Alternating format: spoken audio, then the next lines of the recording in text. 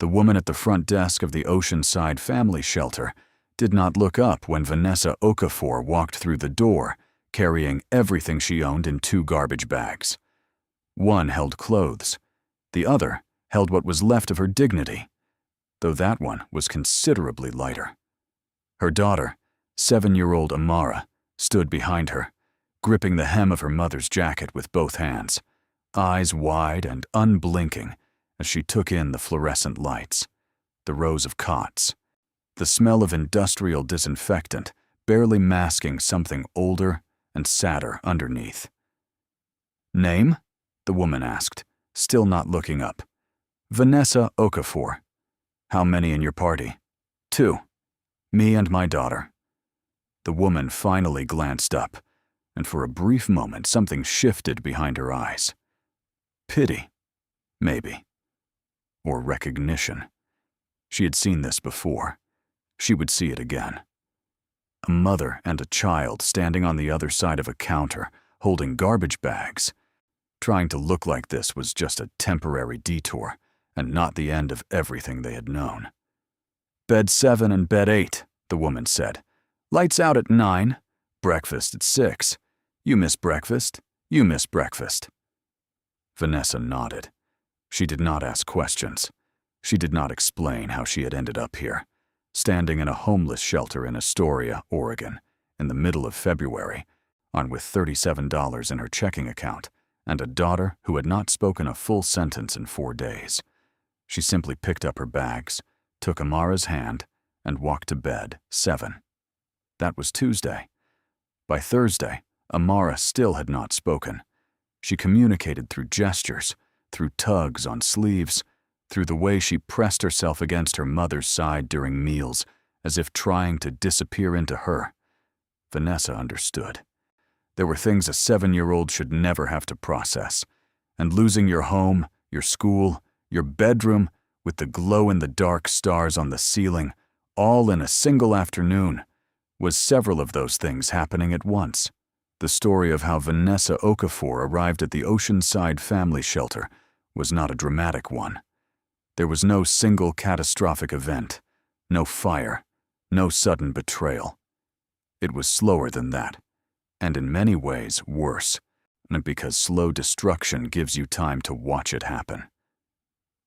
She had been a marine biologist, not a famous one, not a wealthy one, but a working one, employed at the Coastal Research Institute in Newport, studying tidal ecosystems and the migration patterns of gray whales.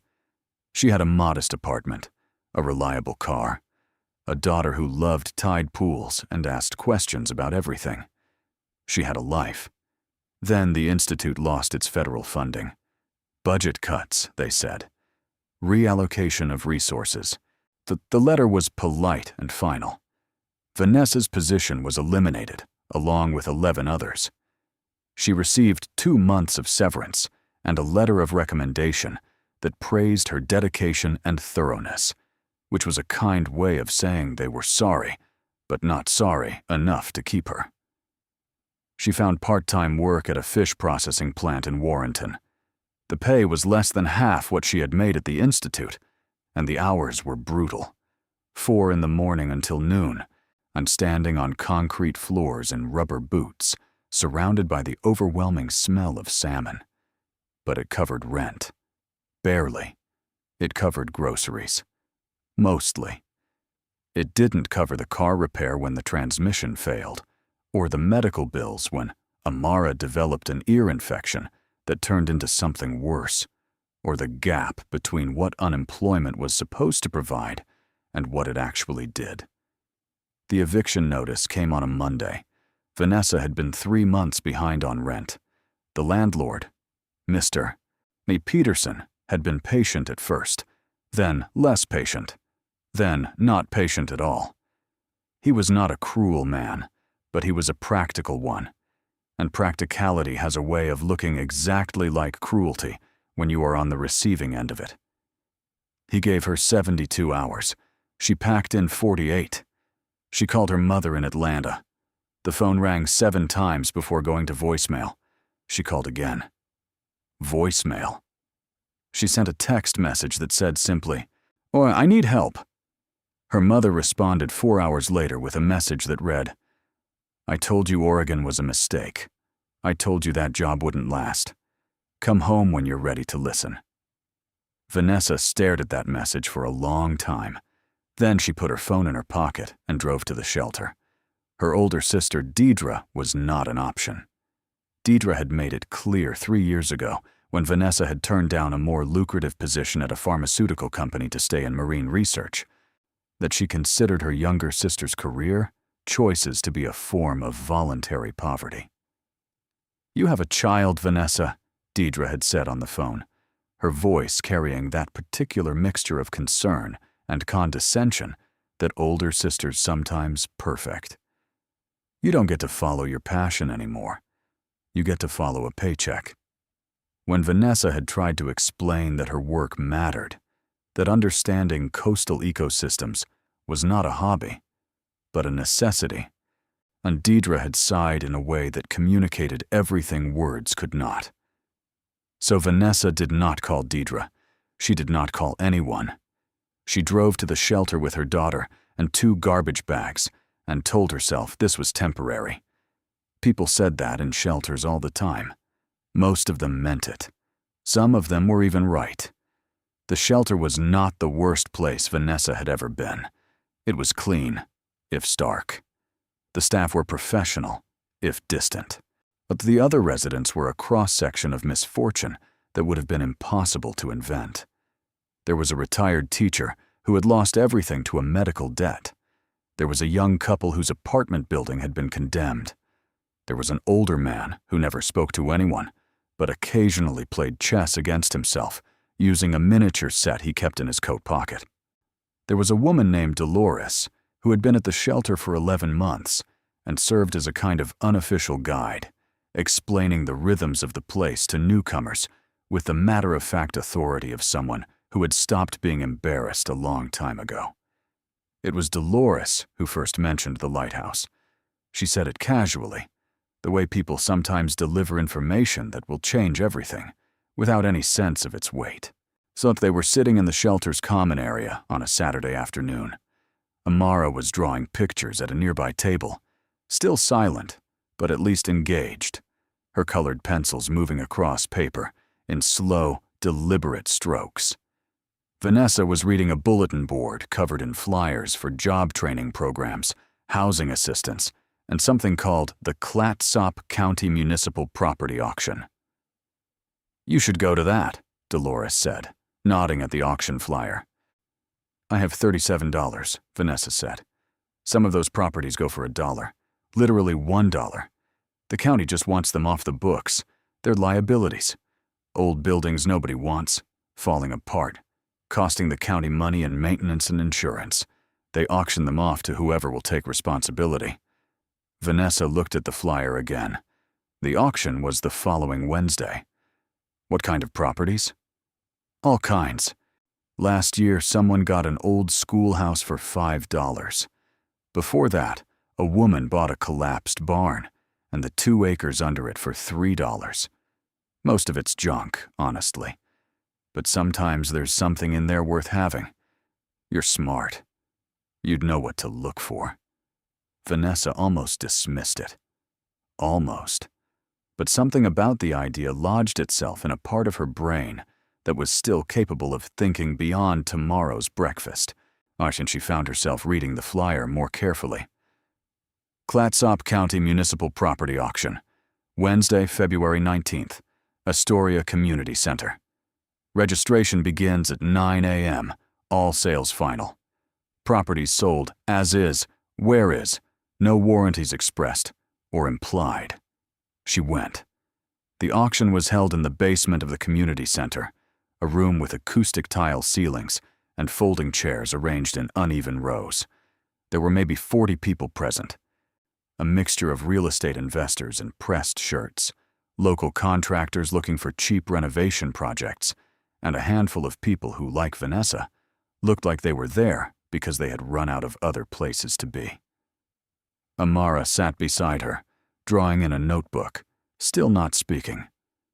The auctioneer was a county official named Gerald Whitmore, a tall man with reading glasses and the demeanor of someone who had done this exact thing many times and found it neither exciting nor unpleasant. He read from a list. Lot number 1, a vacant commercial property on Marine Drive, starting bid $500. It sold for $1,200. Lot number 2, a residential property on Franklin Avenue, condemned, starting bid $200. It sold for $200 to a contractor who did not seem particularly enthusiastic about it. The lots continued. Vanessa watched and listened, learning the rhythm of the auction, noting which properties attracted competition and which ones died in silence.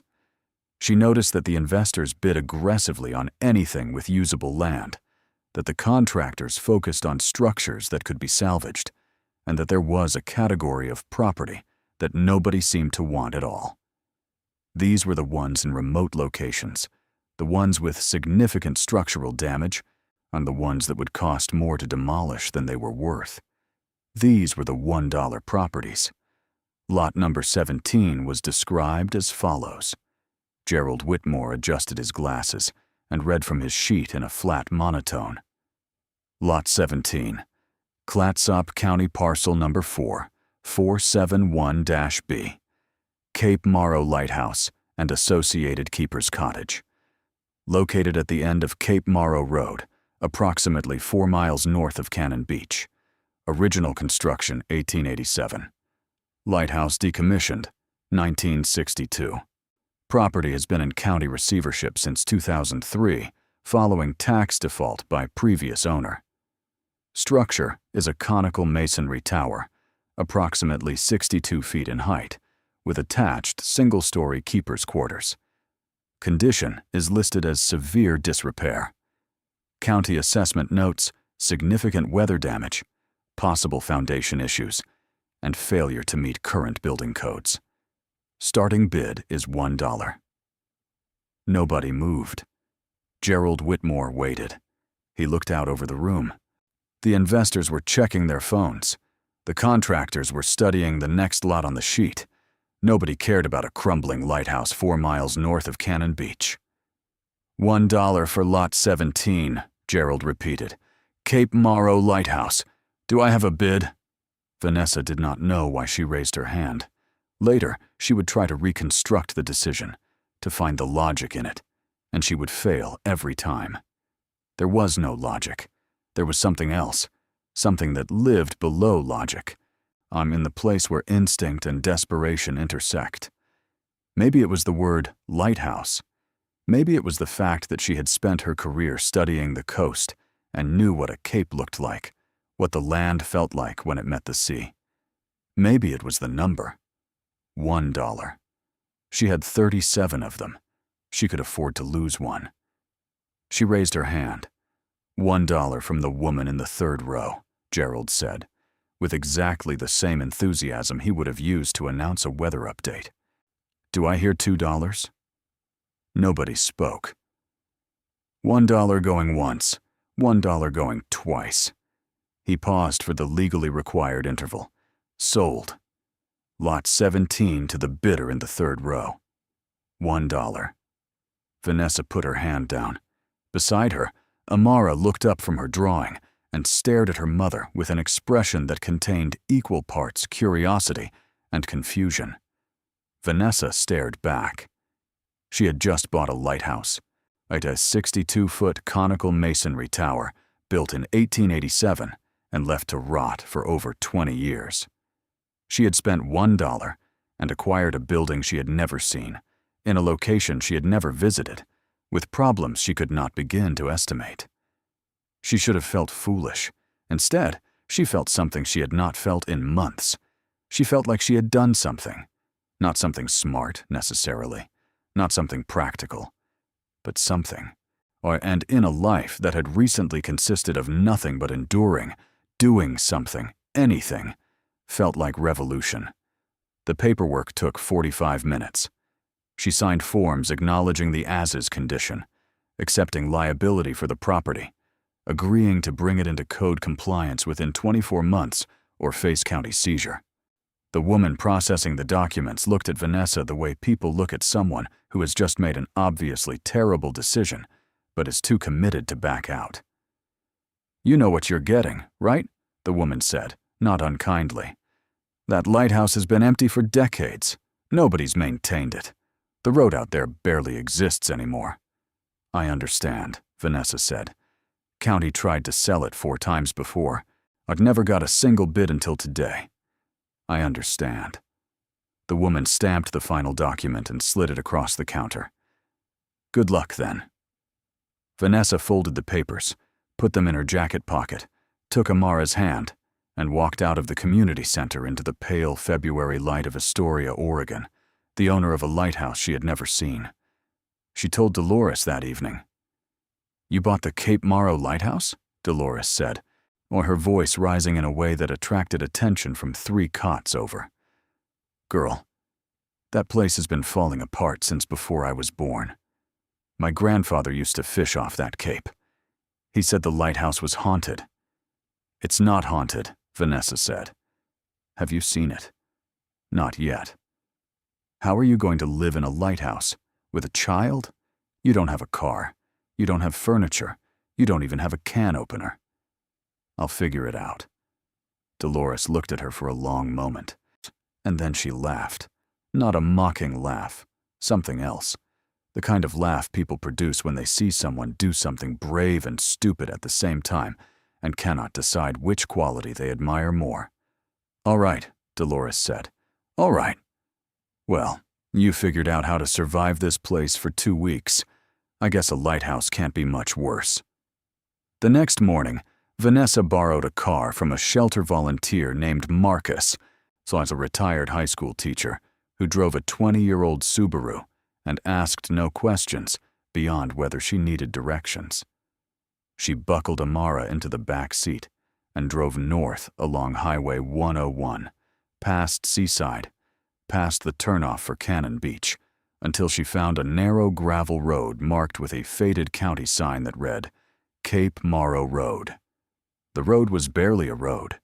It was 2 tire tracks cut through coastal brush, overgrown with salal and shore pine, the winding along the edge of a bluff that dropped sharply to the ocean below. The Subaru bounced and scraped over ruts that seemed designed to discourage precisely this kind of visit. 3 miles in, the brush opened up, and Vanessa saw the Pacific for the first time since she had left Newport. It was enormous and gray and indifferent, the way it always was, and the sight of it produced in her chest a feeling she could not name but recognized as something close to grief. Then she saw the lighthouse. It stood at the end of the cape, a white conical tower rising from a promontory of black rock that jutted into the ocean like a fist. Even from a distance, she could see the damage. The lower third of the tower was stained with decades of sea spray and weather. The white paint long since surrendered to patches of exposed stone and green-black streaks of moisture.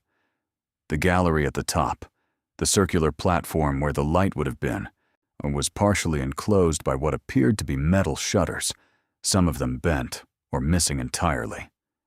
The attached keeper's cottage was a single-story structure with a collapsed porch and windows that had been boarded over with plywood, now warped and peeling. It looked like something that had been abandoned, not just by its owners, but by time itself. It looked like the kind of place where the word hopeless would feel at home. Vanessa parked the Subaru and sat for a moment, while both hands on the steering wheel, looking at the building she now owned. From the back seat, Amara leaned forward between the front seats and stared through the windshield. For a long time, neither of them said anything. Then Amara spoke, the first words she had said in nearly 2 weeks. "Mama," she said quietly, "why is it so dark?" Vanessa blinked. She looked at the lighthouse again. Amara was right. There was something about it. Not just the weather-stained exterior, not just the boarded windows. The lighthouse seemed to absorb light rather than reflect it. The surrounding cape was drenched in the typical gray of the Oregon coast, but the lighthouse existed in a slightly deeper shade, as though it occupied its own pocket of shadow. The tower rose against the sky like a finger pointing upward into nothing. "I don't know, baby," Vanessa said. "Is it ours?" "It's ours." Amara considered this. Then she said, "Can we go inside?" They could. The front door of the keeper's cottage was locked, but the lock was so corroded that a firm push was enough to overcome it. The door swung inward on hinges that screamed in protest, and they stepped into a room that smelled of salt, damp, and decades of abandonment. The keeper's cottage was a disaster. That was the honest assessment, and Vanessa was not in a position to afford dishonest ones. The main room was roughly 15 by 20 feet, with a stone floor that was cracked in several places and a ceiling that sagged visibly near the far wall. To the left was what had been a kitchen, identifiable by the cast-iron wood stove still standing against the wall and the remnants of a countertop that had partially collapsed onto the floor. To the right was a doorway leading to what she assumed was a bedroom. Straight ahead, in the wall opposite the entrance, was a heavy wooden door with iron hinges and a handle that she recognized immediately. That door led to the lighthouse tower itself. The cottage had been ransacked at some point, probably multiple times over the decades. Cabinet doors hung open on broken hinges. The floor was littered with debris, broken glass, old newspapers, what appeared to be the remains of a bird's nest that had fallen from somewhere above. Water damage was everywhere, and stains spreading across the ceiling and walls in patterns that looked like abstract maps of places no one would want to visit. But the structure was standing. The walls were thick, built from the same stone as the lighthouse tower, and despite the visible damage, they were solid. The floor, though cracked, was not buckling. The ceiling sagged but held. Vanessa ran her hand along the wall and felt the cold, dense mass of stone beneath the peeling paint. This building had been constructed by people who understood the ocean, who knew what the coast would throw at a structure and built accordingly. It was damaged, but it was not destroyed. "Mama," Amara said from behind her, "there's a staircase." She had found the door to the lighthouse tower and pushed it open. Beyond it, a spiral staircase wound upward into the dim interior of the tower, each step made of iron grating that was spotted with rust but appeared intact. From somewhere above, gray and thin, from somewhere above, gray and thin, barely enough to see by. "Stay close to me," Vanessa said. They climbed. The staircase was narrow, barely wide enough for one person, and the iron steps rang under their feet with a hollow metallic sound that echoed up through the tower like a heartbeat. Vanessa counted steps as they climbed. 15, 30, 50. So the tower was taller than it had looked from outside, or perhaps it just felt taller when you were climbing it one iron step at a time, with nothing but a thin railing between you and a 60-foot drop to a stone floor. At the top, they emerged onto the gallery platform. The view hit Vanessa like a physical force. She could see everything. The Pacific stretched to the horizon in every direction, an infinite gray expanse broken only by the white lines of distant swells. To the south, the coastline curved toward Cannon Beach, the famous sea stacks rising from the surf like ancient sentinels. To the north, the coast was wilder, unbroken, cliff faces and hidden coves disappearing into mist. Below them, the cape itself was a dramatic landscape of black rock and wind-twisted pine, the surf crashing against its base with a constant rhythmic violence that she could feel through the soles of her shoes. The light mechanism was gone. The original Fresnel lens, whatever it had been removed when the lighthouse was decommissioned in 1962. In its place was an empty pedestal and a tangle of old wiring. The gallery windows were filthy but intact, thick glass panels set into iron frames. One of the metal shutters had been torn away by wind, leaving an opening through which the ocean air rushed in, cold and sharp and alive. Amara pressed her face against one of the windows and looked down at the ocean. "It's so far," she said. "It is," Vanessa agreed. "Or are we going to live here?" Vanessa looked around the gallery, at the rust, the grime, the decades of neglect, at the empty pedestal where a light had once guided ships safely past a dangerous coast, at the ocean beyond the glass, impossibly vast and impossibly beautiful. "Yes," she said, "we are." The news traveled the way news travels in small coastal communities, quickly and with editorial commentary. Within a week, most people thought she was insane. Most people thought she was insane. A few thought she was desperate, which they considered roughly equivalent. Some were simply amused. Her sister called on a Thursday. Somehow the news had made it to Atlanta, so carried along the family network by the kind of efficient communication system that only functions when the information being communicated is someone else's failure. "You bought a lighthouse," Deidre said. Not a question. A statement, delivered with the flatness of someone who has given up trying to understand and is now simply documenting. "Yes." "With what money?" $1. A silence. Then, "Vanessa, I'm trying to understand this. You're homeless. You're living in a shelter. Your daughter hasn't been in school for a month, and your response to this situation is to buy a condemned building on a cliff. It's not condemned. It's in disrepair. Is there a difference?" There's a significant difference, actually. Another silence, longer this time. Vanessa could hear Deidre breathing on the other end, the way she did when she was organizing her thoughts into the most devastating possible arrangement. "Mom is worried," Deidre said finally. "Mom could call me herself if she were worried." "She's worried and she's angry. You know how she gets. She thinks you're determined to ruin your life as some kind of protest against common sense. I bought a property. People buy properties. People with jobs buy properties. People with money buy properties. People who are not currently sleeping in a homeless shelter buy properties. You're not people, Vanessa. Not right now. Right now, you're a cautionary tale. And buying a collapsing lighthouse doesn't change that. It just makes the tale more interesting." Vanessa held the phone away from her ear for a moment, staring at the wall of the shelter. Then she brought it back. "I appreciate the call, Deidre. I'm trying to help you. I know. Goodbye." She hung up and sat on the edge of her cot, the phone in her lap, staring at nothing. Amara was at the craft table, drawing again. She had been drawing lighthouses all week. Every picture was the same.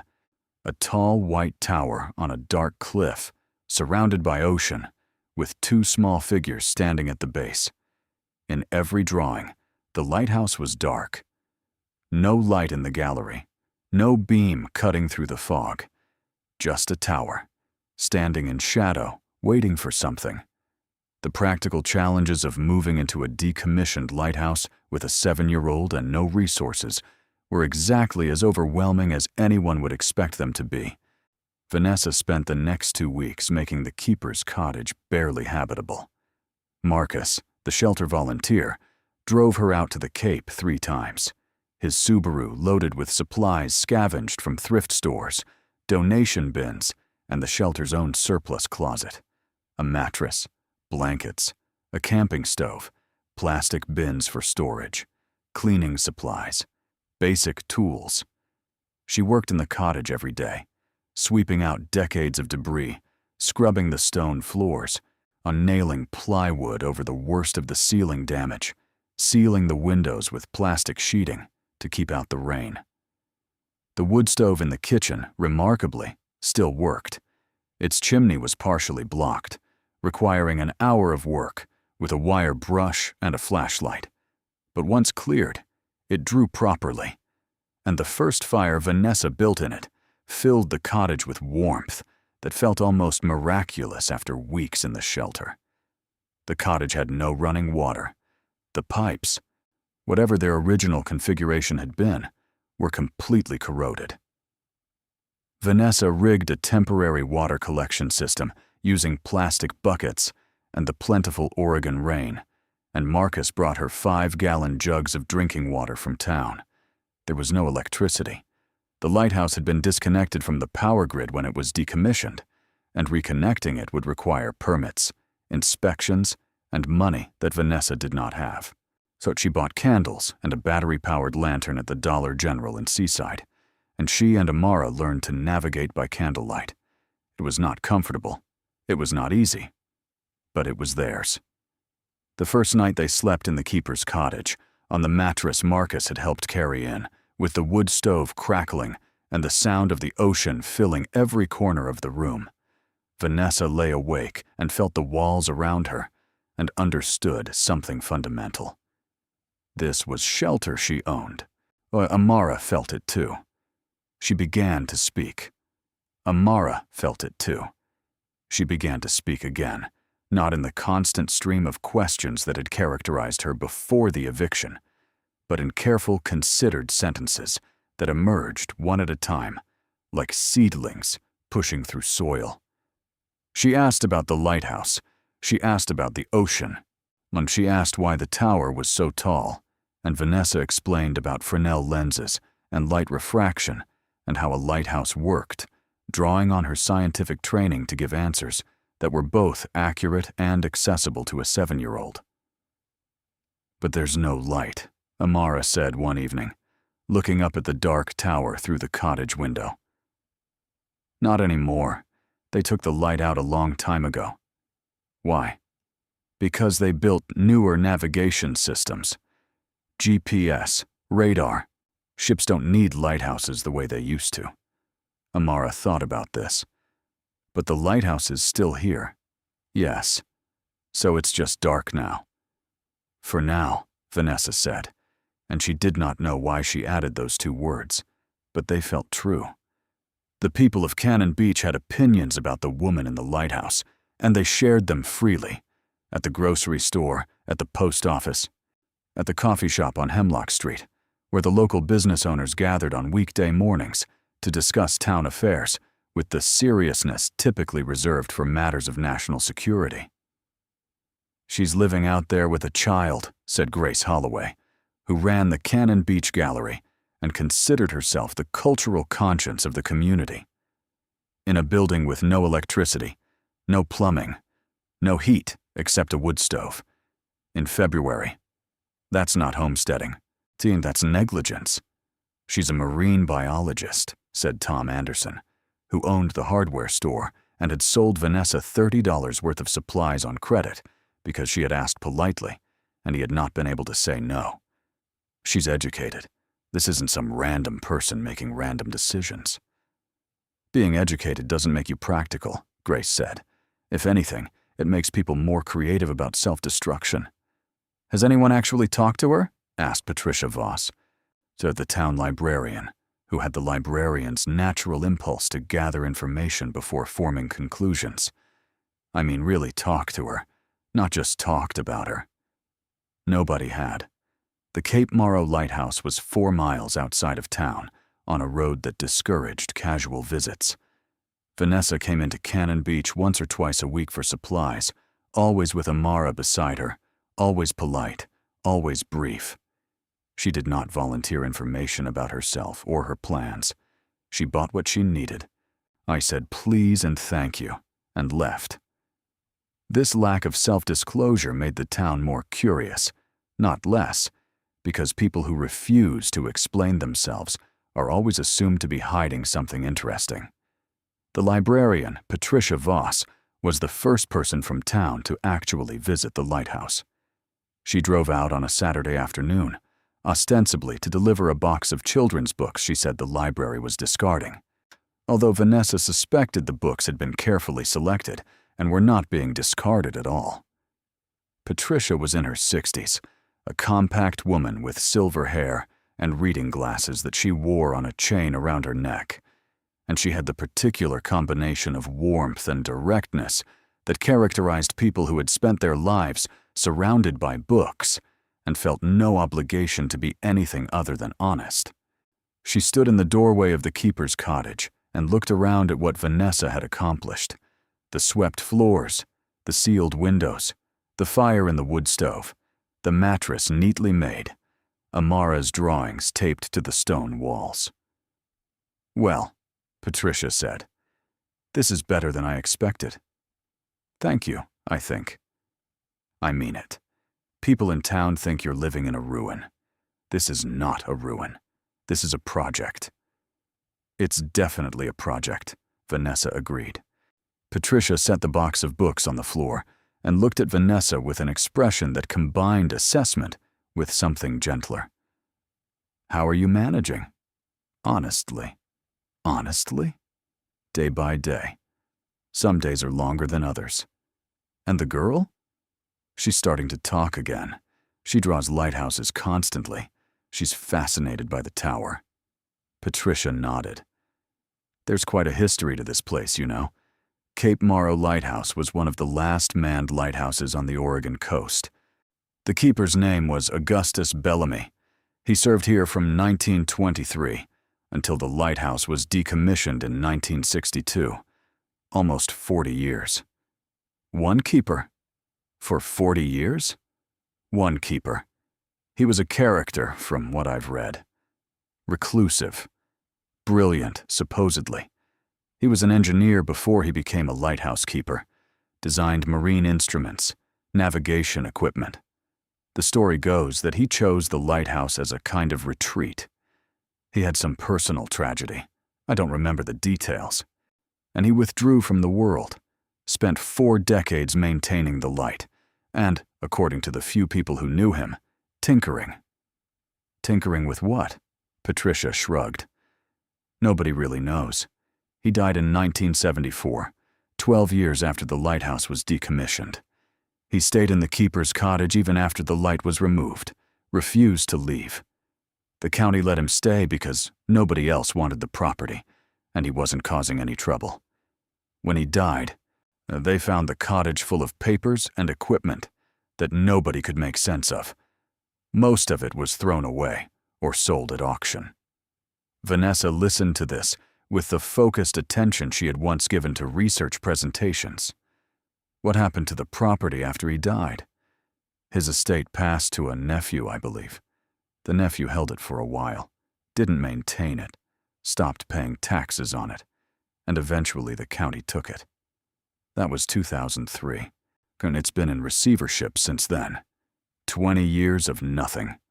20 years of nothing. And now, you.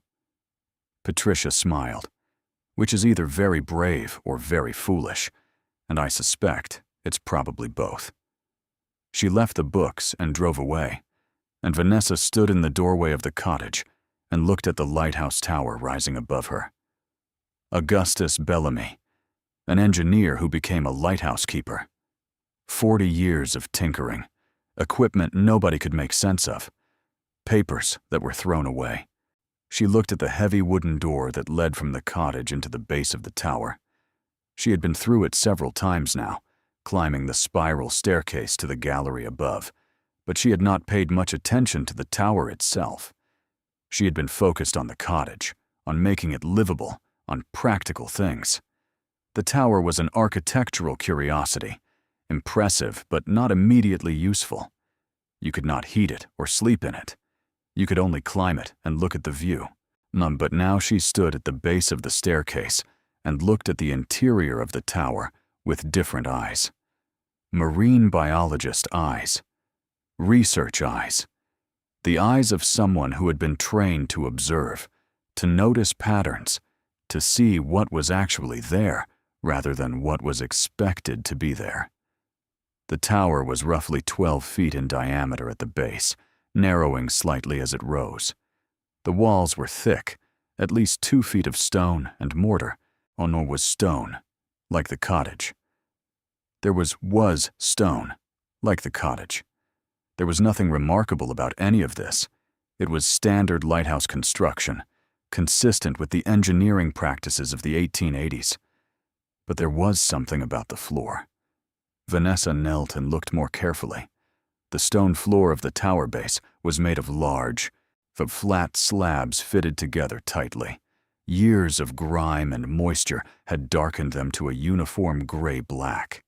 But near the wall, just to the left of the staircase, one of the slabs was slightly different from the others, not in color or material, in sound. When Vanessa had walked across it on previous visits, her footsteps had produced a subtly different tone. Hollow, as if the stone beneath her feet was not resting on solid ground, but on empty space. She knelt beside the slab and knocked on it with her knuckles. The sound confirmed what she had heard with her feet. Hollow. There was something beneath this section of the floor. A gap. A space. Something. She tried to move the slab. It did not budge. It was heavy, hundreds of pounds of stone, and it was fitted so precisely into the surrounding floor that there was no edge to grip. She pushed, pulled, pressed. Nothing. Then she looked up at the interior of the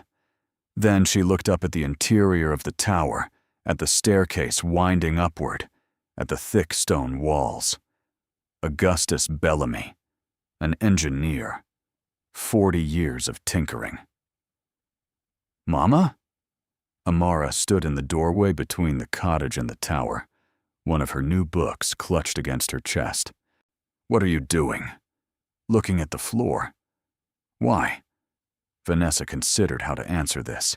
Then she said, "Because I think there's something underneath it." Amara came closer and knelt beside her mother. She put her hand flat on the stone slab, the way she used to put her hand flat on tide pool rocks when they went to the beach together, feeling for the vibration of life beneath the surface. "It feels different," Amara said. It does." "What do you think is under there?" "I don't know yet." Amara looked at her mother. Her eyes, which had been flat and guarded for weeks, were suddenly bright with something that Vanessa recognized with a shock of emotion.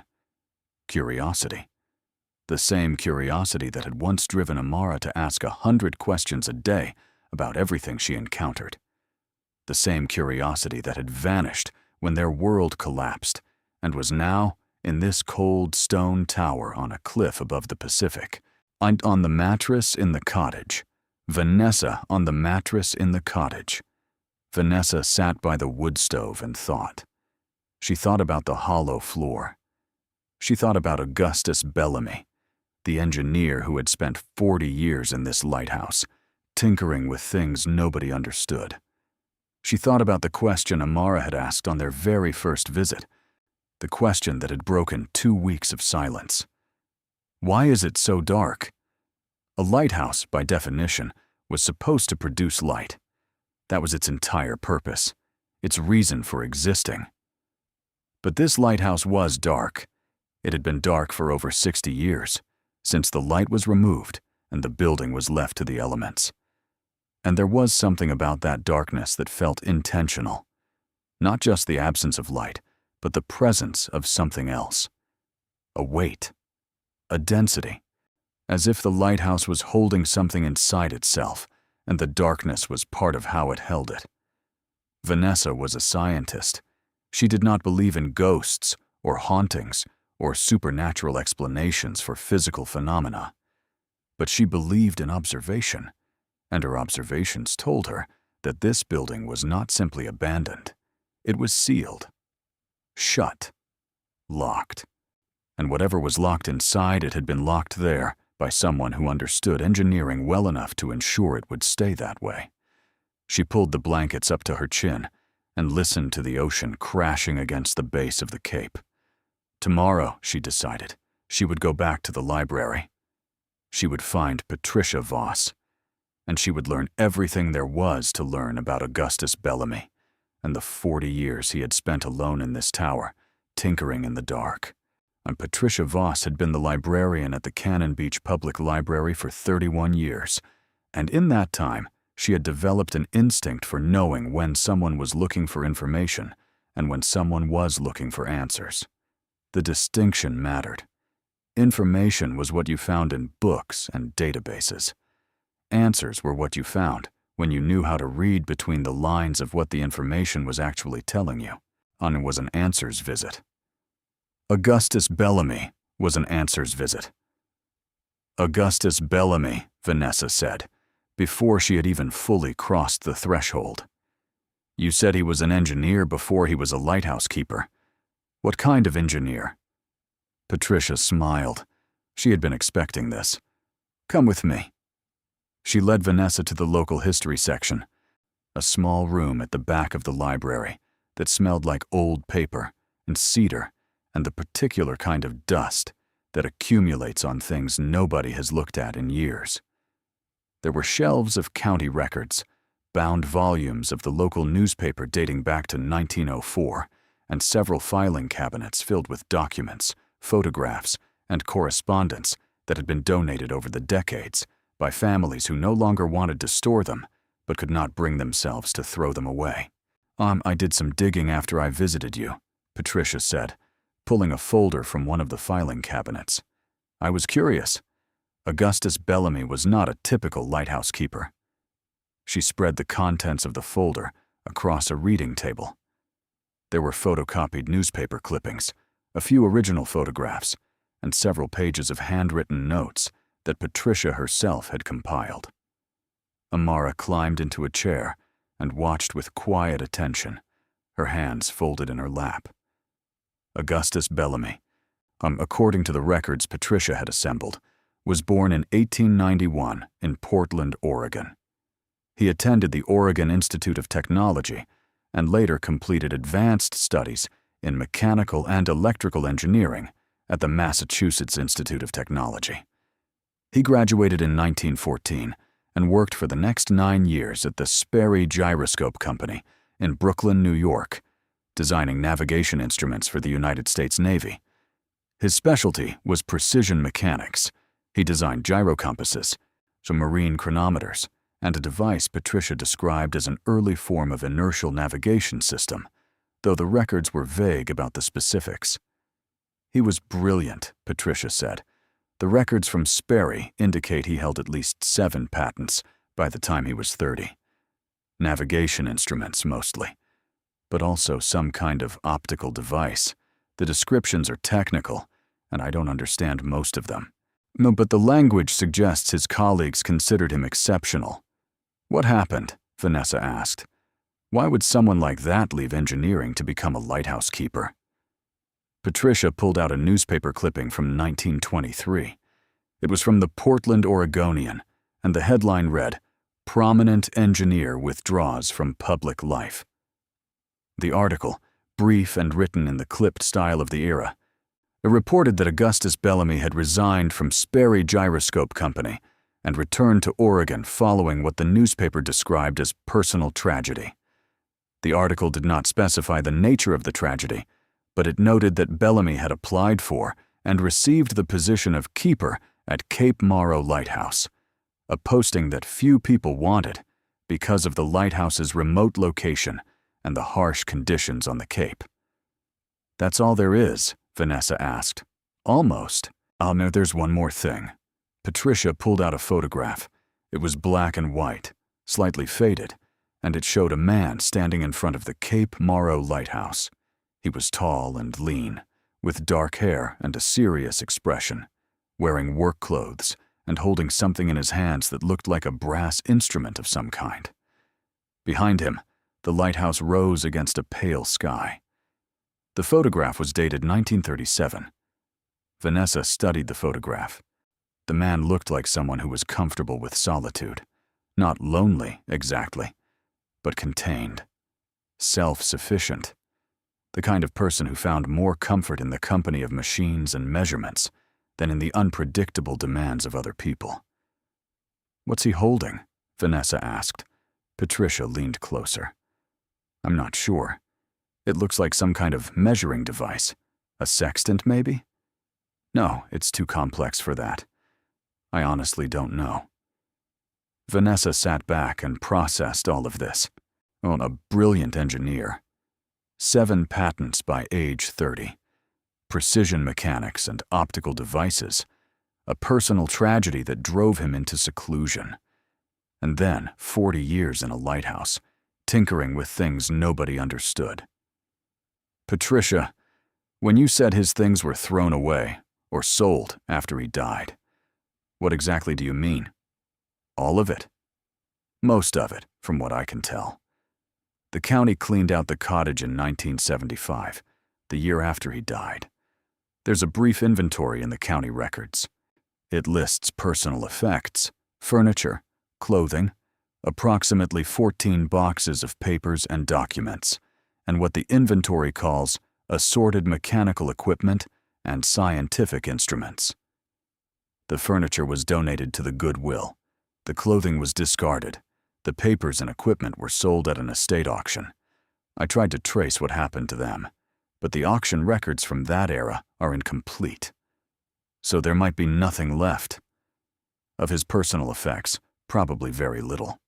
But of the lighthouse itself, there's everything. He lived in that building for over 50 years, Vanessa. 40 years as keeper, and another 12 after decommission. Whatever he was doing all that time, the building itself was his primary workspace. If he left anything behind, it would be in the structure, not in the boxes. Vanessa looked at Patricia with an expression that the librarian recognized. It was the look of a researcher who has just found the thread she needs to pull. No, I think he did leave something behind, in the structure. She told Patricia about the hollow floor slab in the tower base. She described the sound, the weight, the precision of the fit. Patricia listened without interrupting, her reading glasses lowered, her eyes sharp.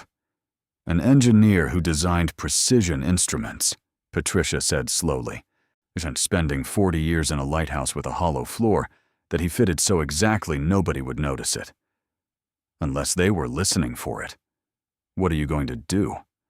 I'm going to figure out how to open it. Vanessa spent the next 3 days studying the floor of the tower base. She approached it the way she had once approached research problems at the Institute, systematically, patiently. She mapped the floor, using a tape measure borrowed from Tom Anderson at the hardware store and a notebook she had bought for 60 cents at a yard sale. She measured each slab, recorded its dimensions, its position relative to the walls and the staircase, and the sound it produced when she tapped it with different objects. The hollow slab was approximately 30 inches wide and 42 inches long. It was made of the same stone as the rest of the floor. It weighed, by Vanessa's rough calculation based on the thickness and density of the material, somewhere between 400 and 500 pounds. There was no visible mechanism, no handle, no hinge, no seam that suggested it was designed to be opened. It simply sat in its place, indistinguishable from the surrounding floor, except for the sound it made when struck. Amara helped, or rather, Amara participated, which was more important than helping. She sat on the floor of the tower base with her colored pencils and her notebook and drew pictures of the stones while Vanessa measured them. She tapped each slab with a small rock, listening carefully, and announced her findings with the seriousness of a laboratory assistant reporting data. This one sounds thick. This one sounds thick. This one sounds empty. Hollow, Vanessa corrected gently. Hollow, Amara repeated, and drew a picture of the hollow stone, with arrows pointing to it, and the word hollow, written in large, careful letters. It was on the third day that Vanessa found it. She was lying on her stomach on the floor of the tower base, her cheek pressed against the cold stone, looking at the hollow slab from the lowest possible angle. The afternoon light coming through the tower's single ground-level window was hitting the floor at a shallow angle and casting long shadows along every irregularity in the stone. And in that light, at that angle, she saw something she had not seen before. On the vertical face of the slab, the narrow edge that was visible between it and the adjacent stone, there was a small indentation. It was barely a 1/4 inch wide and perhaps half an inch deep, and it was positioned roughly at the midpoint of the slab's long edge. It did not look like natural wear or accidental damage. It was too precise for that, and too symmetrical. It had been cut into the stone deliberately. Vanessa sat up and looked at the indentation. Then she looked at the iron staircase that wound up the interior of the tower. The staircase was bolted to the wall with heavy iron brackets at regular intervals. Each bracket was secured by a single iron pin, roughly a 1/4 inch in diameter. She climbed to the first bracket and examined the pin. It was rusty, corroded, covered in decades of grime. But when she grasped it and pulled, it did not move. She tried the second bracket. Same thing. She tried the third, the fourth, the fifth, all frozen in place by time and rust. The sixth bracket was different. The pin in the sixth bracket, which was located approximately 7 feet above the floor on the interior wall of the tower, directly above the hollow slab, came free in her hand with a smooth, mechanical precision that had nothing to do with rust or decay. It slid out of the bracket as if it had been designed to be removed, because it had been. The pin was not a pin, it was a key. It was 6 inches long, a 1/4 inch in diameter, made of what appeared to be stainless steel, despite the iron appearance of its exposed end, and at one end, it had a series of small notches cut into it at precise intervals. Vanessa held it up to the light and turned it slowly. The notches were machined, not filed. They had been made by someone with access to precision tools and the knowledge of how to use them. "Mama, what is that?" Amara had climbed halfway up the staircase and was watching from between the iron railings. "I think it's a key." Vanessa descended the staircase and knelt beside the hollow slab. She inserted the steel pin into the indentation on the slab's edge. It fit perfectly. She pushed it in until she felt resistance. Then, on instinct, she turned it 90 degrees clockwise. Something inside the floor clicked. Not a loud sound. A small, precise, mechanical sound. The sound of components engaging. The sound of engineering. The slab did not open immediately. Instead, Vanessa heard a series of additional clicks, quieter than the first, progressing in sequence, as if a chain of mechanisms was activating one after another. She counted 7 distinct sounds over approximately 4 seconds. Then there was silence, and then the slab shifted. Not upward, as she had expected. Sideways.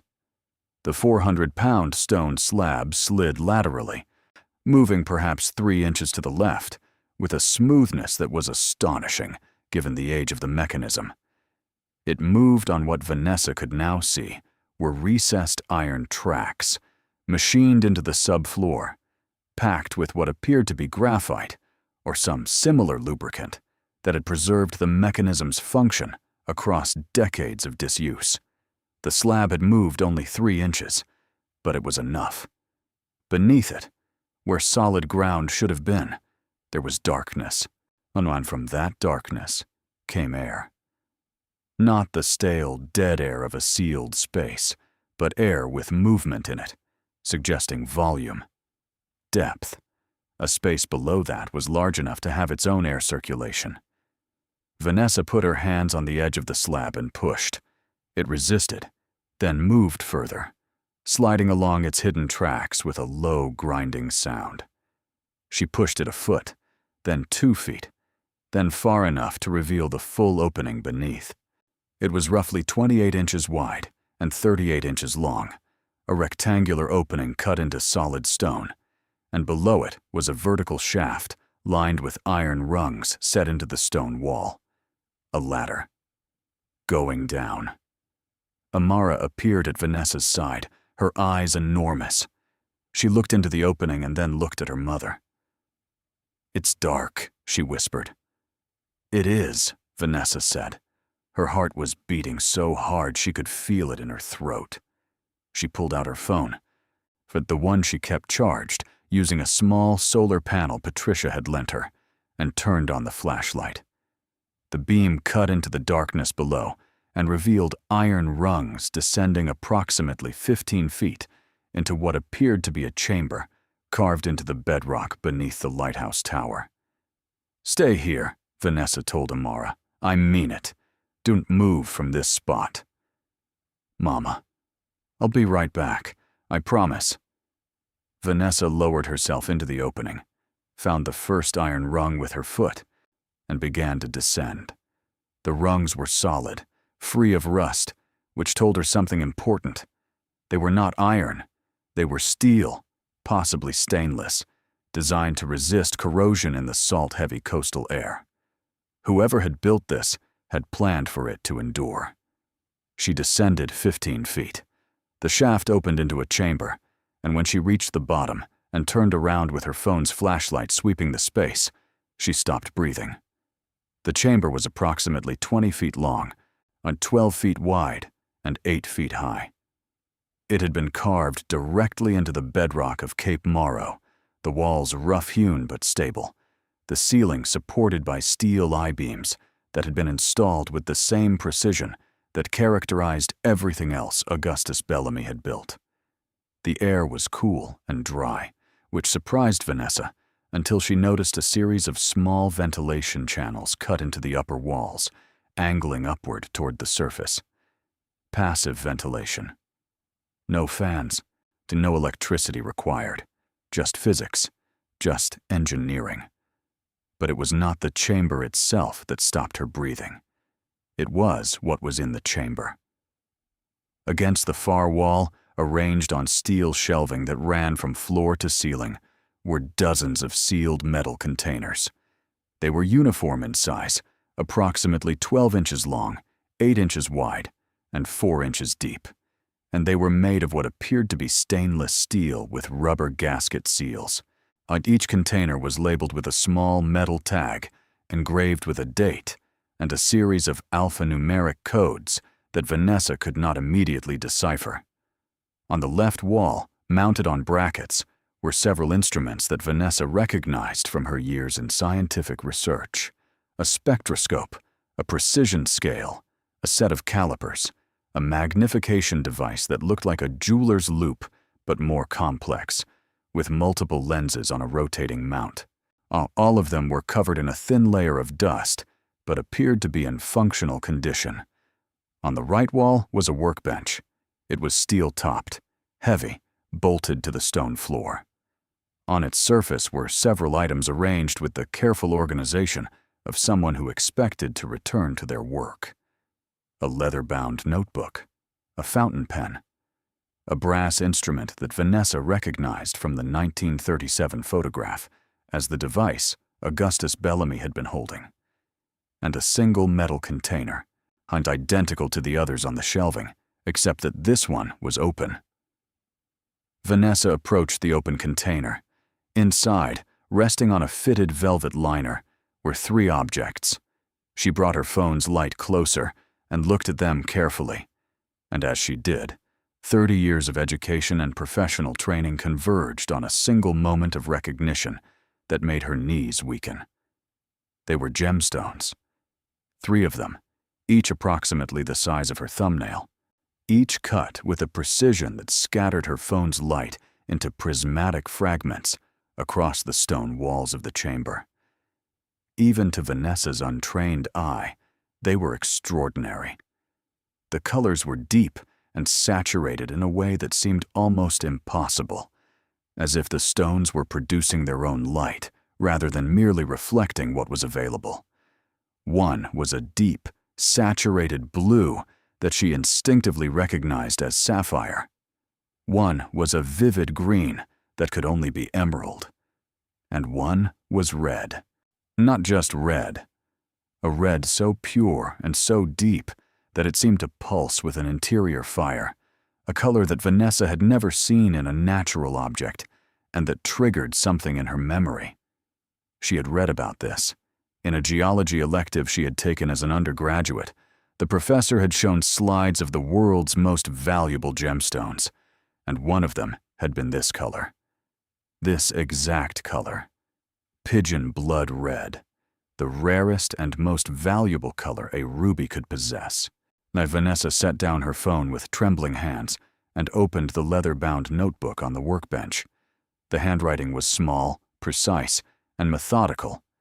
The first page was dated March 12, 1924, barely a year after Augustus Bellamy had arrived at the Lighthouse. It read, in part, "Received today the first shipment from the Mogok Valley contact. 3 specimens of exceptional quality. The Burmese dealer confirms provenance and natural origin. I have verified using spectroscopic analysis. These are unheated, untreated, natural corundum of the highest grade. I have cataloged them as MB-001 through MB-003 and placed them in Container 1. Vanessa turned pages. The notebook continued for hundreds of entries, spanning decades. Each entry recorded the receipt of gemstones, their analysis, their cataloging, and their placement in specific containers. The sources were varied: Burma, Colombia, Sri Lanka, Kashmir, Brazil, Tanzania, Madagascar. The entries described rubies, emeralds, sapphires, alexandrites, spinels, tourmalines, and several varieties Vanessa had never heard of. Each entry included detailed spectroscopic data, hardness measurements, weight in carats, and Bellamy's own assessment of quality and value based on market rates. He appeared to research meticulously. She turned to the final entries, dated 1973, the year before Bellamy's death. The handwriting was shakier, but still legible. The last entry read, "Total inventory as of December 1st, 1973. Containers 1 through 47. Total specimens, 1,847. Estimated current market value based on most recent Christie's and Sotheby's auction results for comparable stones, $41 million. Note, this figure represents wholesale valuation only. Individual stones of exceptional quality, particularly the Mogok rubies in containers 1 through 6 and the Muzo emeralds in containers 12 through 15, would command significantly higher prices at specialty auction. Adjusted estimate accounting for premium specimens, $58 million. Vanessa stared at this number. $58 million. In 1973. She was not a gemologist, she was not an economist, but she was a scientist, and scientists understood exponential growth. Gemstone values, particularly for natural, untreated stones of exceptional quality from historic sources, had increased dramatically since 1973. The Mogok Valley mines in Burma, which Bellamy's records indicated as the primary source of his ruby collection, had been largely depleted by the late 20th century. Natural, unheated Burmese rubies of the quality Bellamy described were now among the rarest and most valuable objects in the world. A single pigeon blood ruby of significant size had sold at auction in recent years for over $30 million. There were 6 containers of Mogok rubies on the shelf in front of her. Vanessa sat down on the stone floor of the chamber and put her head in her hands. Above her, she could hear Amara's voice, small and distant, calling down through the shaft. "Mama? Mama, are you okay?" "I'm okay," Vanessa called back. Her voice did not sound like her voice. It sounded like someone else's, someone who had just stepped through a door into a different version of reality. "I'm coming back up." She climbed the iron rungs, with hands that would not stop shaking, on the opening. "What's down there?" Amara was exactly where she had left her, sitting on the stone floor with her hands in her lap and her eyes fixed on the opening. "What's down there?" Amara asked. Vanessa opened her mouth, closed it, opened it again. Something that someone left here a long time ago. Something very, very important. "Is it treasure?" Vanessa almost laughed. The word was so simple, so childlike, so exactly right. "Yes," she said. I think it might be." She did not sleep that night. She sat by the wood stove in the keeper's cottage while Amara slept on the mattress, and she thought about what she had found and what she needed to do next. She was a marine biologist, not a gemologist. She could identify a sapphire from a piece of glass, probably, but she could not authenticate the collection she had discovered. She could not determine whether Augustus Bellamy's meticulous records were accurate. She could not assess current market values. She needed an expert. She needed someone she could trust. The first person she called was not a gemologist. It was Patricia Voss. Vanessa called her at 7 in the morning, which was earlier than was polite, but later than her anxiety had wanted. Patricia answered on the second ring. "I found it," Vanessa said. "There's a chamber under the tower, a hidden chamber, with a mechanical locking system built into the floor.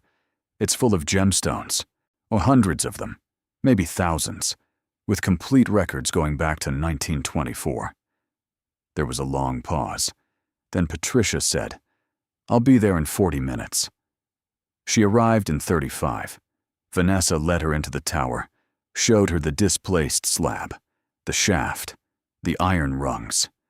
Patricia looked into the opening, and then looked at Vanessa with an expression that combined wonder with something more practical. "Have you touched anything?" "The notebook, one container, the key mechanism." "Good.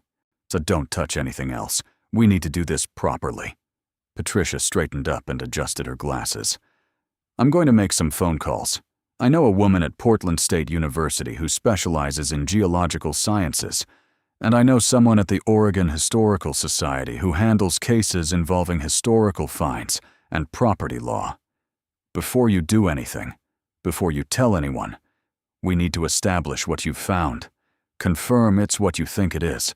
I'm going to make sure you're legally protected." Legally protected from what? From everything. From the county trying to claim the property was sold under false pretenses. From Bellamy's relatives claiming inheritance rights. From treasure hunters. From the press. From your own family, frankly. Because money does things to people that make them unrecognizable. She paused. "Do you understand what I'm saying?" Vanessa understood. She had lived through the small cruelties that people inflict when they believe someone is beneath them. She could only imagine what they would do when they discovered she was suddenly above them. Patricia made her phone calls. The woman at Portland State was Dr. Yuki Tanaka, an associate professor of geological sciences with a specialty in mineralogy and gemstone identification. Patricia explained the situation in broad terms, without revealing the location or the scale of the discovery. Dr. Tanaka was intrigued. She agreed to come to Cannon Beach the following weekend. The contact at the Oregon Historical Society was a man named Raymond Osei, a lawyer who had spent 20 years navigating the intersection of property law, historical preservation, and archaeological discovery. Patricia described the situation to him in even broader terms. Raymond's immediate question was whether the property had been purchased through a legal auction with clear title transfer. Then Patricia confirmed that it had. Raymond's second question was whether the discovered items had been on the property at the time of sale. Patricia said she believed so. Raymond said he would drive down from Portland on Saturday. The week between the discovery and the arrival of Dr. Tanaka and Raymond Osei was the longest of Vanessa's life. She went about her daily routine. She carried water from the spring. She tended the wood stove. She walked Amara to the bus stop where the school bus, which now came to the end of Cape Morrow Road, because Vanessa had arranged it with the district, picked her up for the elementary school in Cannon Beach. She went to the library. She bought groceries. She spoke to no one about what was beneath the lighthouse. But she went back down into the chamber every day. She did not touch the containers. She did not move anything. She sat on the stone floor with Bellamy's notebook and read it from beginning to end, learning the story of a man who had spent 50 years in this lighthouse, alone, building something extraordinary in secret. The story that emerged from the notebook was not what Vanessa had expected. Augustus Bellamy had not stumbled upon a treasure. He had built one, deliberately, methodically, over the course of 5 decades. The notebook revealed that Bellamy had maintained contact with gem dealers across the world throughout his time at the Lighthouse. He had used his engineering salary savings, and later a modest family inheritance, to fund his acquisitions. He had purchased stones individually or in small lots, always prioritizing quality over quantity, always seeking natural, untreated specimens from the world's most significant deposits. He had used his engineering expertise to build the hidden chamber, the ventilation system, the locking mechanism, and the climate-controlled storage that had preserved the collection for decades. The notebook also revealed why. In an entry dated June 1952, nearly 3 decades into his time at the Lighthouse, Bellamy had written what amounted to a personal statement. The light guides ships safely to harbor. That is its purpose and mine. But every harbor eventually silts up, every channel shifts, every coastline changes. What endures is not the light, but what it was built upon. Stone, precision, things that outlast the builder. I have no children, no heirs of blood. But I have this, a collection built with patience and knowledge, stored in stone and steel, waiting for whoever comes after me. Whoever finds this will find not merely stones, but the work of a lifetime, organized and documented and preserved. I do not know who they will be. I only know they will need to look carefully. The kind of person who looks carefully is the kind of person who deserves to find what is here. Vanessa read this passage multiple times. She thought about the hollow floor slab that had given up its secret only because she had listened to the sound of her own footsteps. She thought about the key disguised as a structural pin, hidden in plain sight among dozens of identical-looking brackets. She thought about Augustus Bellamy, alone in this tower for 50 years, building a legacy that could only be found by someone who paid attention. She thought about Amara, who had asked why it was so dark. Dr. Mayuki Tanaka arrived on Saturday morning in a Subaru station wagon packed with equipment. She was a compact woman in her 40s, with short black hair and the focused energy of someone who was simultaneously excited and disciplined enough not to let the excitement compromise her methodology. Raymond Osei arrived an hour later in a sedan, not carrying a briefcase and wearing an expression that suggested he had spent the drive preparing himself for the possibility that this was either the most significant discovery of his career or a colossal waste of a Saturday. Patricia was already at the Lighthouse. She had brought coffee and thermoses and sandwiches in a cooler because she was the kind of person who understood that significant events still required people to eat. Vanessa led them into the tower and showed them the mechanism, and she demonstrated the key, the sliding slab, the shaft. Dr. Tanaka watched the mechanical system operate with visible fascination, kneeling to examine the recessed tracks and the graphite lubrication. Whoever built this was extraordinary, she said quietly. The engineering alone would be museum-worthy. They descended into the chamber one at a time. Dr. Tanaka went first, spending nearly an hour below before calling up that it was safe for the others to come down. We joined her. Raymond stood in the center of the room, joined her. Raymond stood in the center of the chamber and turned slowly, taking in the scope of what surrounded him. How many containers? He asked. 47, according to the notebook, Vanessa said, plus the open one on the workbench. And the notebook documents the entire collection?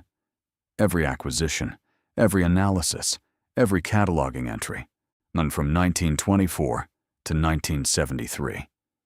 Raymond nodded slowly. He opened his briefcase on the workbench, careful not to disturb the existing items, and pulled out a legal pad. I need to explain some things about your legal position before we proceed.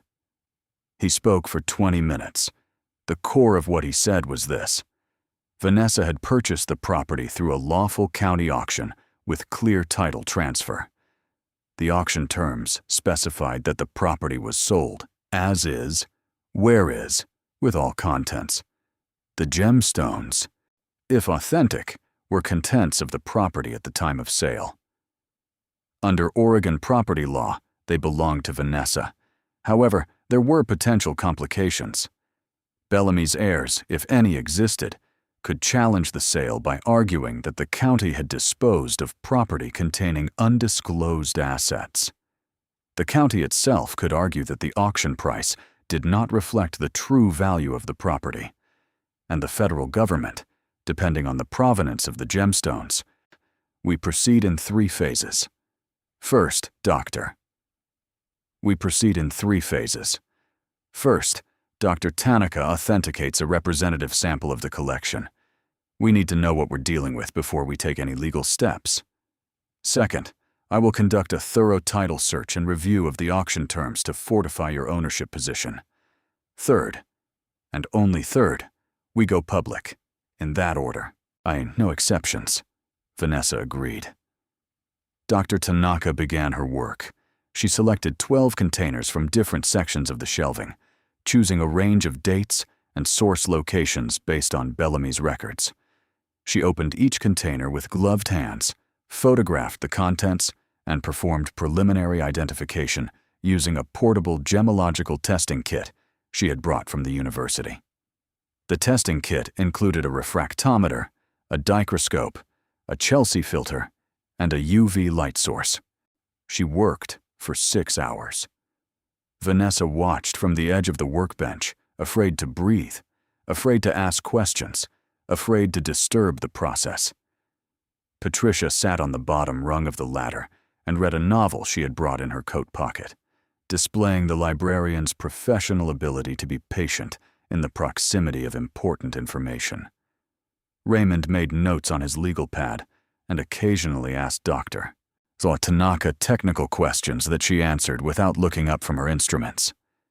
At 4 in the afternoon, Dr. Tanaka set down her loupe, removed her gloves, and sat on the stool at the workbench. She looked at Vanessa with an expression that was difficult to read. "I've tested 43 individual stones from 12 containers," she said. "I want to be very clear about what I'm about to tell you. None is genuine. Natural, unheated, untreated is genuine. Natural, unheated, untreated." Bellamy's spectroscopic data, which I've been cross-referencing against his records, is accurate to a degree that would be impressive from a modern laboratory, let alone from a lighthouse on the Oregon coast in the mid-20th century. The man was not just collecting stones, he was curating them. He was selecting specimens of the highest quality from the most significant deposits in the world, and he was documenting them with a level of scientific rigor that exceeds most professional gemological records I've seen. She paused. The rubies from the Mogok Valley are the most significant component. I've tested 7 of them so far. They are natural Burmese rubies of exceptional color saturation, what the trade calls pigeon blood red. Unheated. Several are above 5 carats, which is extraordinarily rare for stones of this quality. At current auction prices, a single unheated Burmese pigeon, blood ruby above 5 carats, would sell for between $15 and $40 million, depending on clarity and cut. There are 6 containers of Mogok rubies. Raymond stopped writing. The Colombian emeralds are similarly extraordinary, Dr. Tanaka continued. Natural, untreated Muzo emeralds with vivid saturation. The Kashmir sapphires, which I haven't tested yet, but which Bellamy's records describe in detail, are potentially even more valuable per carat than the rubies, because the Kashmir mines have been effectively exhausted since the 1930s, and authenticated Kashmir sapphires of significant size are among the rarest gemstones on Earth. She took a breath. I cannot give you a precise valuation based on a preliminary field assessment. That will require formal laboratory analysis, which I strongly recommend conducting through the Gemological Institute of America. But based on what I've seen today, and based on Bellamy's own records, which I believe to be accurate, the estimated current market value of this collection is likely in the range of $250 to $300 million. Conservatively. The chamber was silent. The only sound was the faint whisper of air moving through the ventilation channels that Augustus Bellamy had carved into the bedrock 60 years ago. Vanessa sat down on the stone floor. She did not speak. She could not speak. $250 to $300 million. She had $37 in her checking account. She had bought this lighthouse for $1. She had been living without electricity, without running water, heating her home with a wood stove, carrying water from a spring, sleeping on a mattress on a stone floor. She had been mocked by her family, pitied by her community, written off as a cautionary tale about what happens when educated women make impractical choices. And beneath her feet, buried in stone by a man who had spent 50 years alone in this tower, was a collection worth nearly $300 million. Left there for whoever came next, whoever looked carefully, whoever listened to the sound the floor made when they walked across it. "Mama." Amara's voice came from above, small and clear, floating down through the shaft. "Mama, I'm hungry!" Vanessa laughed. It came out of her like something breaking, a sound that was half joy and half something deeper, something that did not have a name, but that felt like the first breath after being underwater for a very long time. She wiped her eyes with the back of her hand and looked up at the shaft of light coming through the opening above. "I'll be right up, baby." Patricia closed her novel and looked at Vanessa over the top of her reading glasses with an expression that held 20 different emotions and settled on one: pride. "Well," Patricia said, "I think we can safely say the library visit was productive. The weeks that followed were a masterclass in patience, and Vanessa Okafor discovered that patience, and which she had always considered one of her strengths, became considerably more difficult when the thing you were being patient about was worth $289 million. That was the number. Not the preliminary estimate Dr. Tanaka had provided in the chamber, which had been conservative by design, but the formal valuation that emerged 6 weeks later from the Gemological Institute of America after their team had spent 11 days in the chamber beneath the Cape Morrow Lighthouse, cataloging, testing, photographing, and appraising every stone in every one of the 47 sealed containers. $289 million. The number was so large it did not feel like a number. It felt like a weather event. Something vast and atmospheric that you could not hold in your hands, so only stand inside of and hope you did not drown. Raymond Osei, the property lawyer, had done his work with the same thoroughness that Augustus Bellamy had brought to his gemstone collection. He had traced the title of the Cape Morrow Lighthouse through every transfer, tax default, and legal proceeding from 1974 to the present day. He had reviewed the auction terms, the county's disclosure obligations, and the relevant Oregon statutes governing the sale of public property and the disposition of discovered assets. He had consulted with 2 additional attorneys, one specializing in estate law and one in international trade regulations, because several of Bellamy's acquisitions had originated in countries with complex export laws. The conclusion, delivered to Vanessa in Patricia's kitchen over coffee that had gone cold because nobody had remembered to drink it, was this: the property had been legally purchased. The auction terms explicitly transferred all contents. Bellamy had no surviving heirs. His nephew, who had inherited the property and subsequently lost it to tax default, had died in 1998 without children. The gemstones had been legally imported, as far as Raymond could determine from Bellamy's meticulous records, which included shipping manifests and customs declarations for every acquisition. The federal government had no basis for a claim. The county had no basis for a claim. The collection belonged to Vanessa Okafor, free and clear, by virtue of the fact that she had bought a $1 lighthouse and had been curious enough to listen to the sound the floor made beneath her feet. "You need to make a decision," Raymond said, "about when and how to go public. Because once this gets out, and it will get out, your life is going to change in ways that are difficult to prepare for." "I know," Vanessa said. "Do you?" "Because I've handled significant discovery cases before, and the one thing every client underestimates is the human dimension. People you haven't heard from in years will call. People who were cruel to you will suddenly be kind. People who ignored you will claim they always believed in you. And people who should be happy for you will be furious instead, because your success will feel like an indictment of their choices." Vanessa thought about her mother. She thought about Deidre. She thought about Mr. Peterson, the landlord who had evicted her with 72 hours' notice. She thought about the woman at the front desk of the Oceanside Family Shelter, who had not looked up when she walked through the door, carrying everything she owned in 2 garbage bags. "I understand," she said. "Let it get out." It got out on a Tuesday. Raymond had coordinated the announcement through a carefully worded press release issued simultaneously to the Associated Press, the Oregonian, and the Cannon Beach Gazette. The release described the discovery in factual terms without sensationalizing it, identified Vanessa as the property owner, confirmed the GIA's authentication and valuation, and noted that legal review had established clear ownership.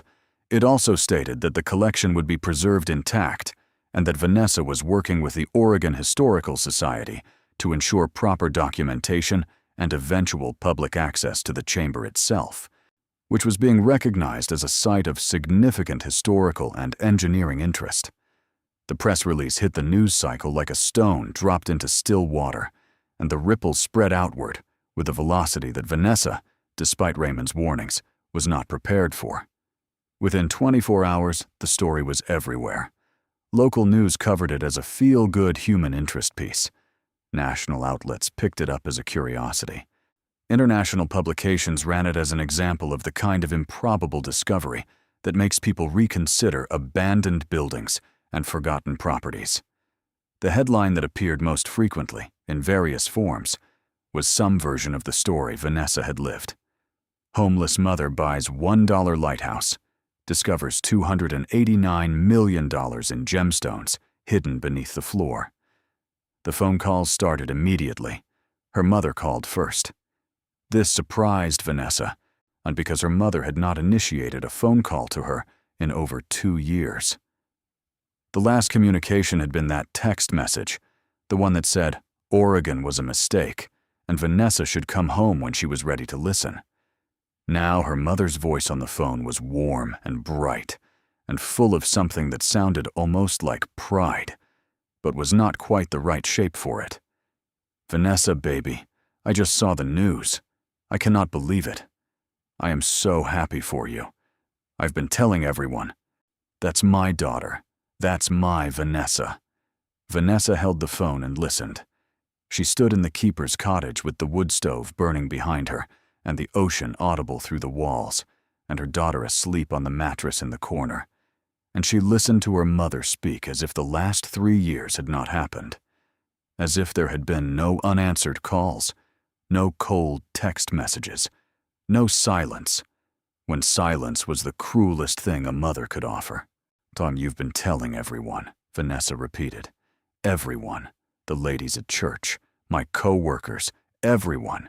They can't believe it. You bought a lighthouse for $1 and it had gems inside. It's like a movie, Vanessa. It's like a fairy tale." "It wasn't a fairy tale when I was living in a shelter, Mama." The warmth in her mother's voice cooled by approximately 3 degrees. "Now, Vanessa, you know I wanted to help. I told you to come home. You told me Oregon was a mistake. Like you told me to come home when I was ready to listen. Those are not the same thing as help. I was worried about you. I didn't know what else to say. You could have said, I'm sending you money for groceries. You could have said, Amara can stay with me while you get back on your feet. You could have said anything that acknowledged I was drowning instead of telling me it was my fault for swimming in the wrong ocean. There was a long silence. Vanessa could hear her mother breathing, and could hear the particular quality of silence that meant her mother was deciding whether to apologize or to defend herself. It was a decision Vanessa had watched her make many times, and the result was almost always the same. "I'm sorry," her mother said. And for once, just this once, she stopped there. She did not add qualifications. She did not explain herself. She just said she was sorry. And the simplicity of it cracked something open in Vanessa that she had been keeping sealed for a very long time. "Thank you, Mama," Vanessa said. "That's all I needed to hear." The conversation with her mother ended gently, which was more than Vanessa had expected and less than she deserved, but it was a start. The conversation with Deidre was different. Deidre called the same day, 3 hours after their mother, while her voice had the specific quality of someone who is trying very hard to sound casual about something that is making them feel several intense and contradictory emotions at once. "So," Deidre said, "a lighthouse. A lighthouse. For $1. For $1. And it had $289 million worth of gemstones hidden in a secret underground chamber built by a reclusive engineer who spent 50 years alone on a cliff."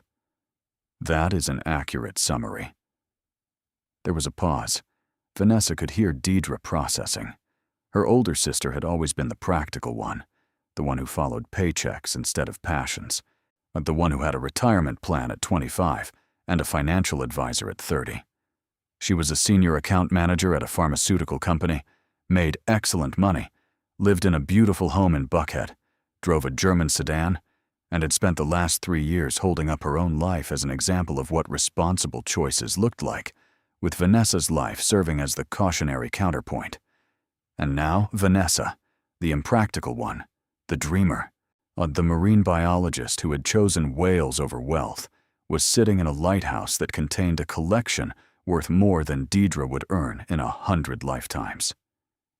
"How are you feeling about all this?" Deidre asked, and to her credit, the question sounded genuine. Overwhelmed, grateful, terrified. "Mostly I'm trying to make sure Amara has a normal day. She went to school this morning. She's making friends. She asked me yesterday if she could have a bookshelf in her room, which is significant because 3 months ago she wouldn't speak at all." "Vanessa," Deidre's voice changed.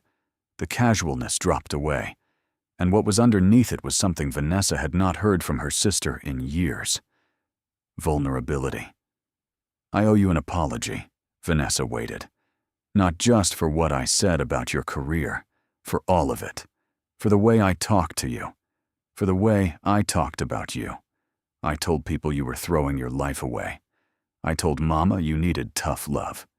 I said things about your choices that I had no right to say, especially because I didn't know what it was like. I've never been broke. I've never been scared the way you were scared. I treated your struggle like it was a character flaw instead of a circumstance, and I am sorry. I am genuinely, completely sorry." Vanessa closed her eyes.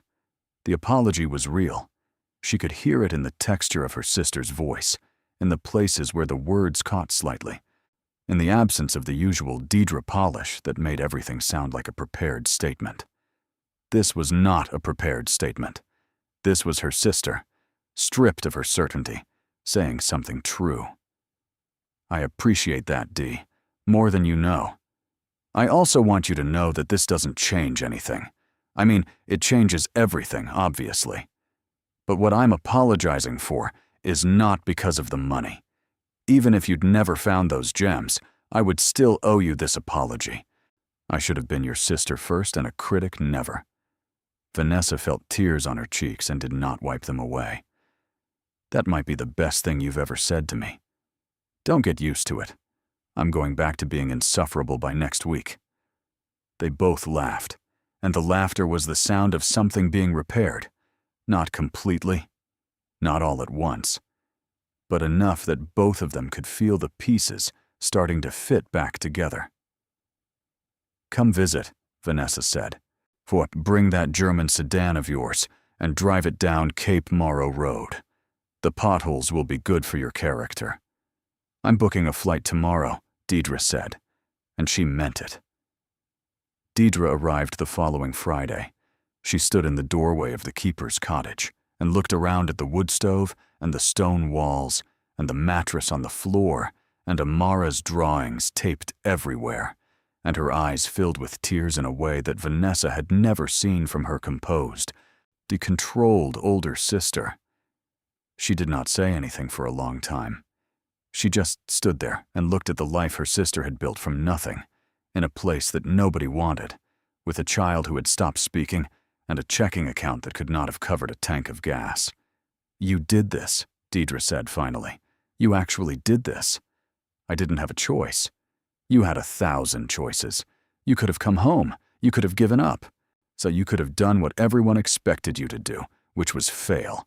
And instead, you bought a lighthouse for $1 and found a fortune underneath it. That is not the absence of choice, Vanessa. That is the most extraordinary series of choices I have ever seen anyone make." Vanessa showed her the chamber. She showed her the mechanism, the key, the sliding slab. She showed her the containers on the shelves and the workbench with Bellamy's notebook. Deidre stood in the underground room and turned slowly, her hand pressed to her mouth, and when she finally spoke, her voice was barely above a whisper. "The man who built this," she said. "He was waiting for you. He was waiting for whoever came next. No, he was waiting for you. Someone who paid attention. Someone who listened. That's you, Vanessa. That has always been you." They climbed back up into the tower together. And Deidre stood at the base of the spiral staircase and looked up at the structure rising above them. The thick stone walls, the iron steps, the circle of gray sky visible at the top. She turned to Vanessa with an expression that had shed every layer of the polished, professional persona she wore like armor, and was simply, openly, her sister's face. "I need to tell you something else," Deidre said. "When you called Mama from the shelter, the night you got there, she called me right after. She asked me what to do, and I told her to let you figure it out on your own. I said helping you would just enable the same choices. I said you needed to hit bottom before you'd change direction." She stopped. Her voice was unsteady. "That was my advice.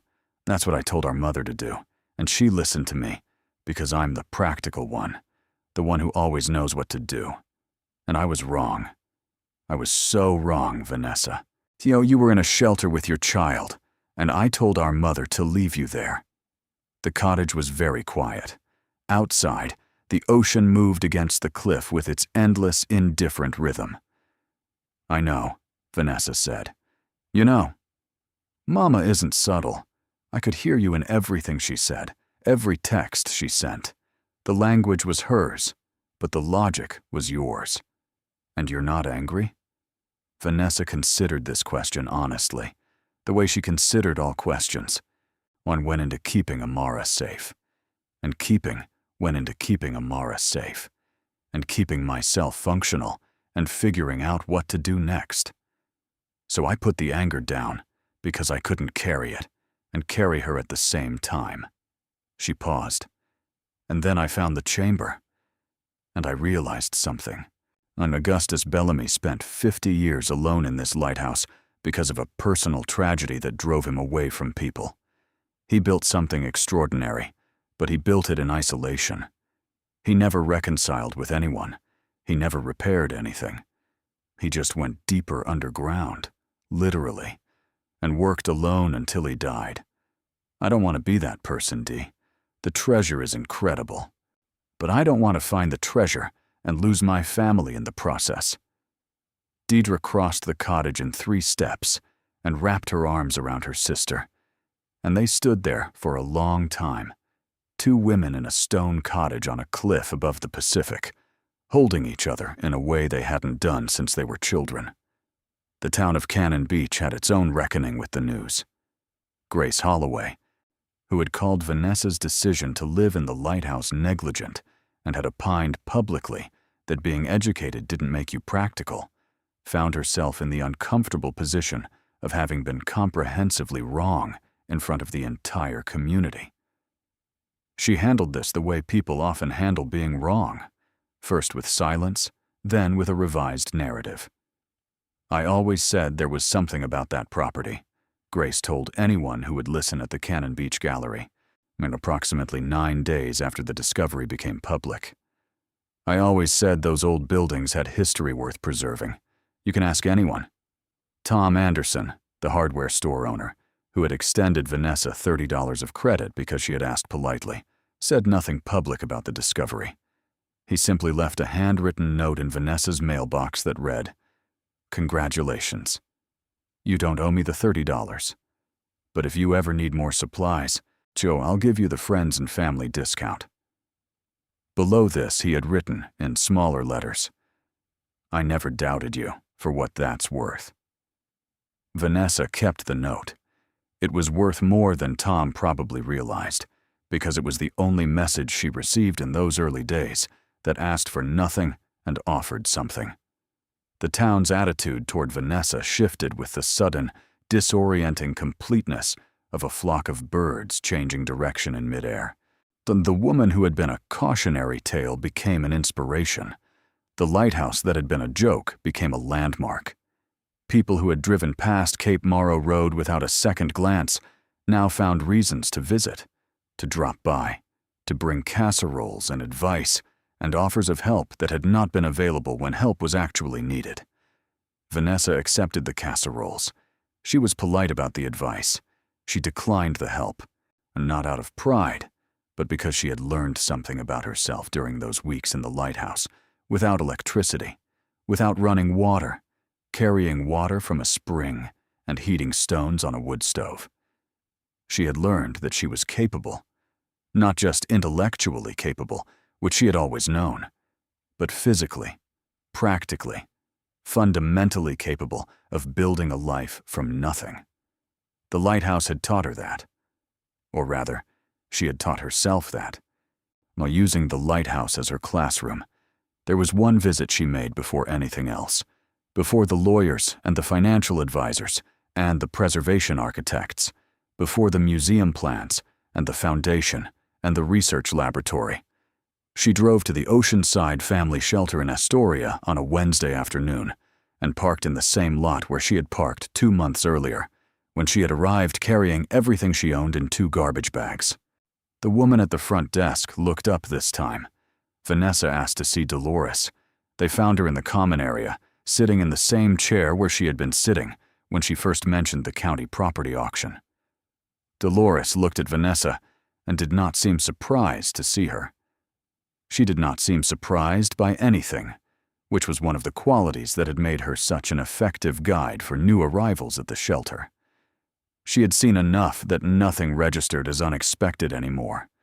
"I saw the news," Dolores said. "Then you know why I'm here. I know why you think you're here. You're here to say thank you, because I told you about the auction. That's part of it. What's the other part?"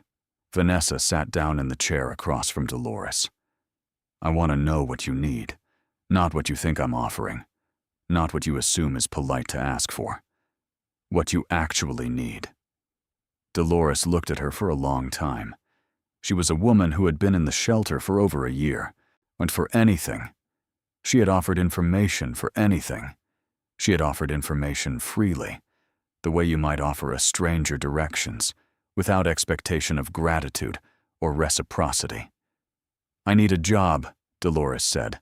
"Not charity, not a gift, a job.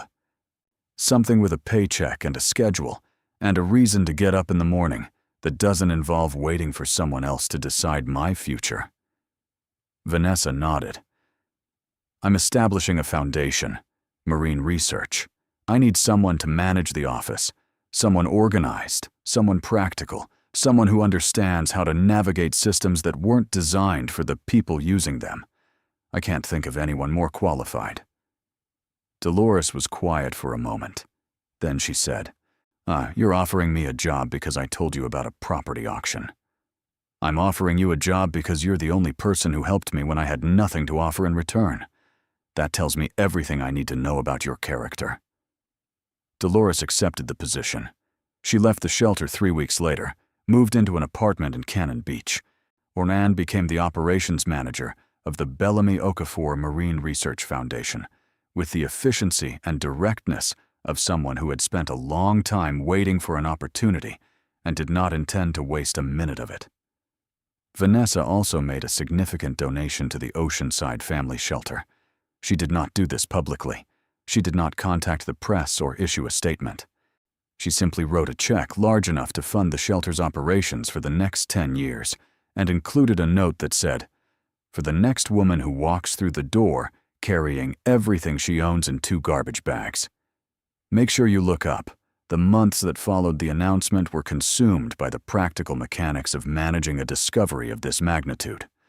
Vanessa hired a proper legal team, recommended by Raymond Osai, to handle the ongoing authentication process, the insurance requirements, and the complex financial planning that a $289 million windfall demanded.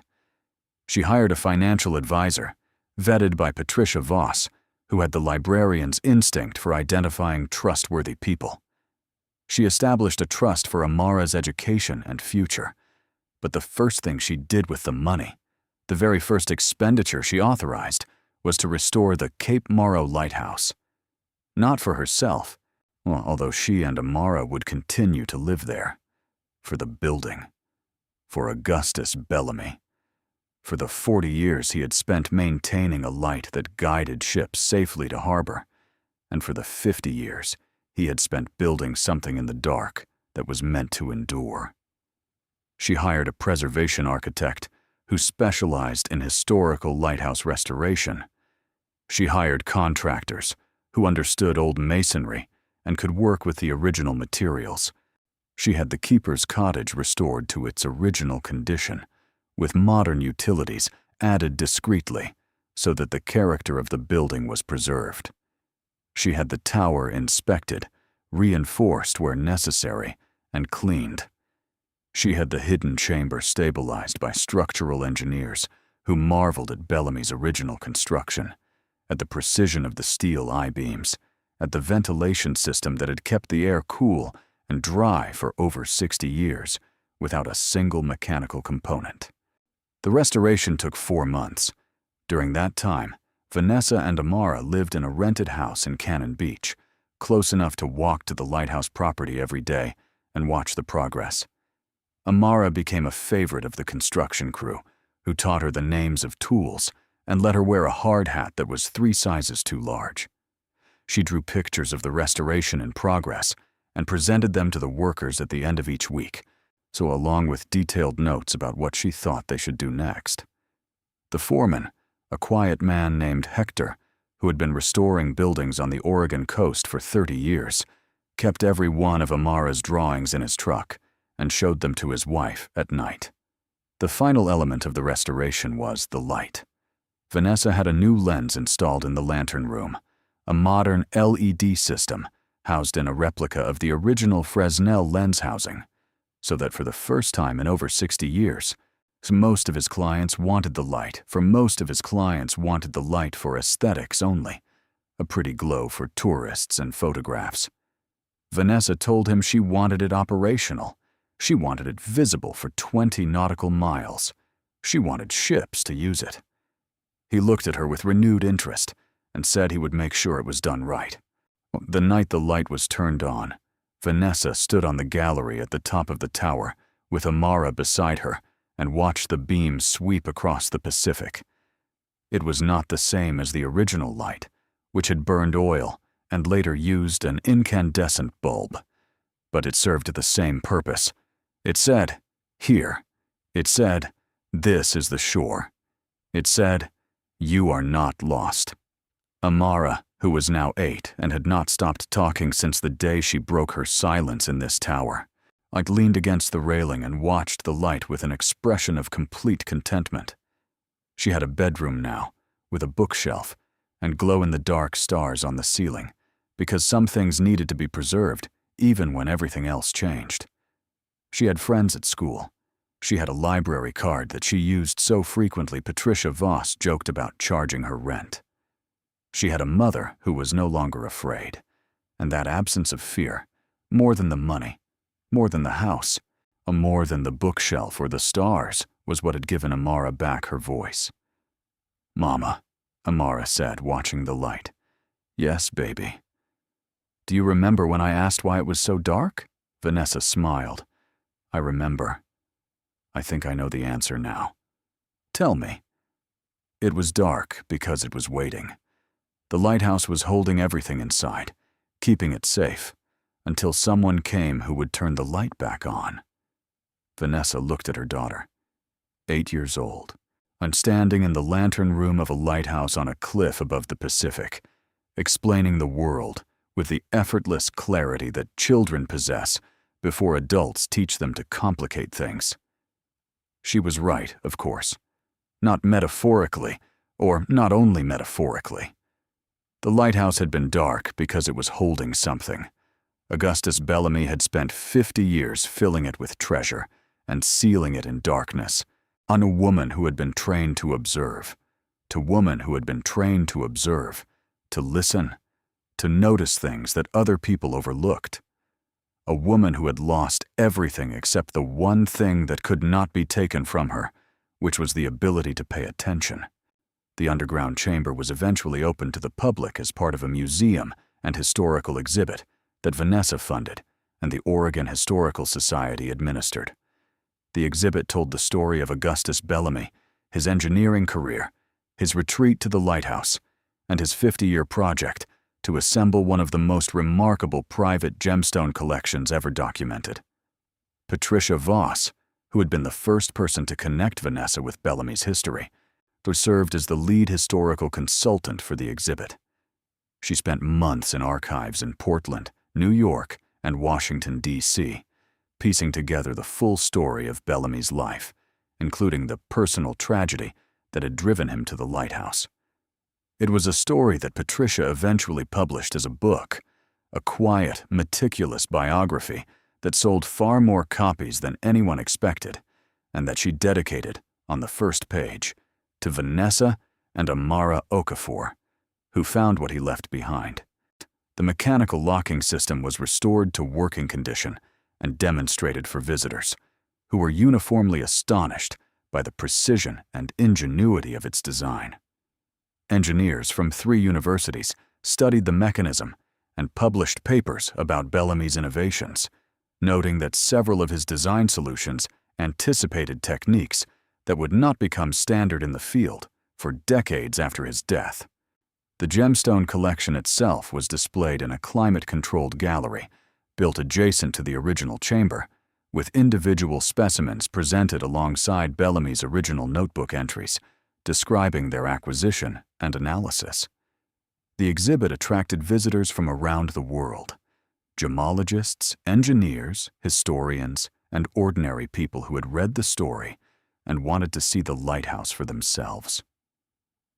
The Cape Morrow Lighthouse, and which had been a crumbling ruin that the county could not give away, became one of the most visited historical sites on the Oregon coast. The town of Cannon Beach, which had been ambivalent at best about Vanessa Okafor's arrival, benefited enormously from the tourism and the attention. New restaurants opened. The hardware store expanded. The library received a donation that allowed Patricia Voss to build the addition she had been requesting for 15 years. Vanessa did not move away. This surprised people. They expected her to sell the lighthouse, take the money, and relocate to Portland or San Francisco or New York, somewhere that a woman of her sudden means would naturally gravitate toward. But Vanessa had not bought the lighthouse to flip it. She had bought it because she had nowhere else to go, and because a woman named Dolores in a homeless shelter had told her about a county auction where properties sold for $1. She had stayed because the building needed her, and because, in a way that she was not embarrassed to acknowledge, She needed the building. It had given her shelter when she had none. It had given her daughter a reason to speak. It had given her a purpose when purpose was the only thing standing between her and despair. She continued her scientific work. She established the Vanessa Okafor Marine Research Foundation, funded by a portion of the gemstone collection's proceeds, dedicated to studying coastal ecosystems along the Oregon coast. She hired researchers. She funded grants. She built a small laboratory in a converted outbuilding on the Lighthouse property, equipped with instruments that would have made her former colleagues at the Coastal Research Institute weep with envy. She returned to studying tidal ecosystems and gray whale migration patterns, not because she needed to work, but because the work mattered, because understanding the ocean was not a luxury, but a necessity, and because her sister had been wrong. You did not stop following your passion when you became a parent. You followed it harder because your children were watching, and what they saw you do would shape what they believed was possible. Amara grew up in the Lighthouse. She grew up with the sound of the ocean and the sweep of the light and the knowledge that beneath her feet, carved into the bedrock of Cape Morrow, was a chamber full of extraordinary things put there by a man who believed that the kind of person who looked carefully was the kind of person who deserved to find what was there. She grew up knowing that her mother had been homeless, had been mocked, had been dismissed by the people who should have supported her, and had built a life anyway. Not because of luck, although luck was part of it. Not because of money, although money was part of it too. But because she had paid attention. Because she had listened to the sound the floor made. Because when her daughter asked why it was so dark, she had treated the question not as childish confusion, but as genuine inquiry. And genuine inquiry, pursued with patience and rigor, had a way of leading you to things that other people missed. The last entry in Augustus Bellamy's notebook, the one dated December 1973, though ended with a sentence that Vanessa had the museum engrave on a plaque and mount at the entrance to the underground chamber exhibit. The sentence read, "The light was never the point. The light was only how you found the door." Vanessa read those words every time she walked past them, which was often because she still lived in the keeper's cottage, and the entrance to the exhibit was 30 feet from her front door. She read them, and she thought about doors, about the ones that close and the ones that open, about the ones you have to find and the ones that find you, about the fact that sometimes the most important door in your life is hidden in a floor that sounds different when you walk across it, and the only key is a steel pin disguised as a structural bolt, and the only way to find it is to be the kind of person who notices that a lighthouse is darker than it should be and wonders why. Amara had asked why, and Vanessa had listened, and together, in a lighthouse on a cliff above the Pacific, in the middle of a winter that should have broken them, they had found the door. The Cape Morrow Lighthouse still stands on the headland north of Cannon Beach, Oregon. Its light sweeps across the Pacific every night, visible for 22 nautical miles, guiding ships the way it was originally designed to do over a century ago. The keeper's cottage is warm and lit and alive in a way it has not been in decades.